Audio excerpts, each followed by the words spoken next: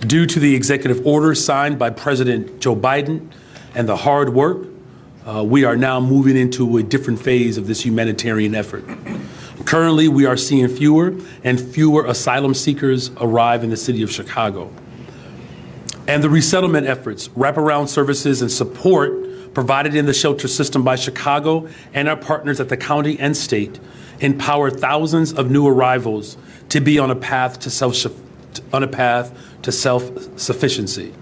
So we are now able to shift from a large-scale crisis response to a more cost-effective, equitable, and strategic approach that addresses homelessness for all who need support. We've already shown the world that we have the determination and the fight to meet the needs of almost 50,000 new arrivals in less than 2 years. Should they be concerned about work authorization? Yes. Does the mayor of Chicago have the ability to authorize work? No. So that's why I'm fighting our federal government, and particularly the Republican Party that's being led by a freaking lunatic who told them not to support substantive, comprehensive immigration reform because he wants to prove a political point. And he has worked to pit poor brown people against poor black people. Shame on him. You talk about a joker. It's Donald Trump.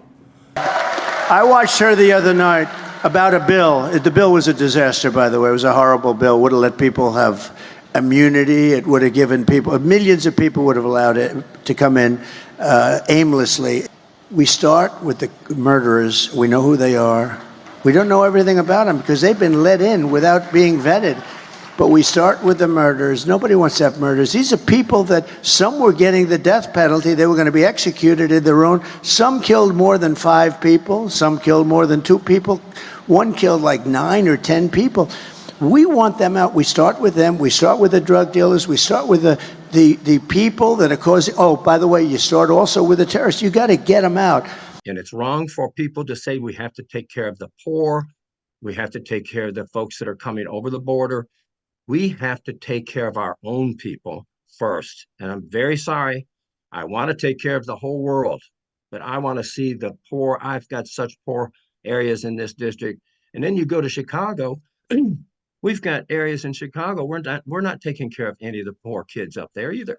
So don't do a sanctuary state. We need to repeal the sanctuary state and go back to taking care of our own. I don't even quite understand how we could even think that we could afford that.